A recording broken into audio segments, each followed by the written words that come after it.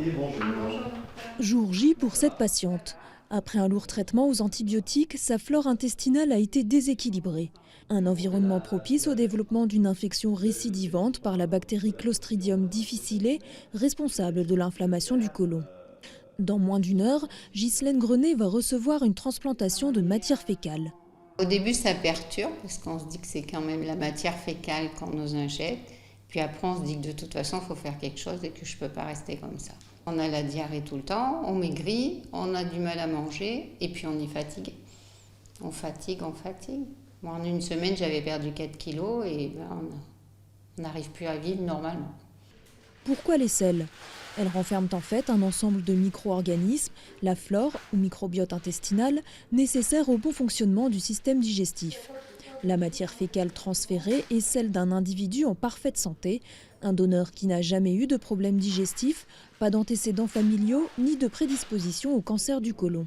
Globalement, au bout de quelques semaines, le microbiote du sujet receveur, c'est-à-dire du patient malade, va avoir un microbiote qui va être un petit peu entre les deux microbiotes, celui du donneur et celui qu'il avait auparavant. Quand on transfère le microbiote d'un sujet sain au sein d'un sujet malade avec ce Clostridium difficile, on va constater une guérison, l'absence de diarrhée et l'absence de récidive dans les semaines qui suivent, dans plus de 90% des cas.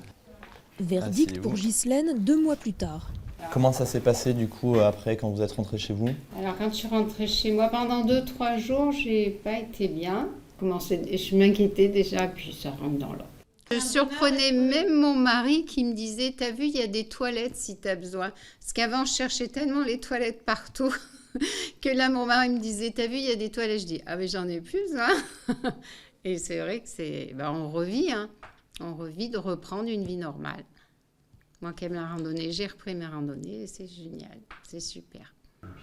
En France, la transplantation de microbiote fécal est autorisée uniquement pour traiter les infections à Clostridium difficile. Cela pourrait peut-être changer à terme. Des recherches sont en cours pour le traitement de pathologies aussi diverses que le diabète, la maladie de Parkinson ou la sclérose en plaques.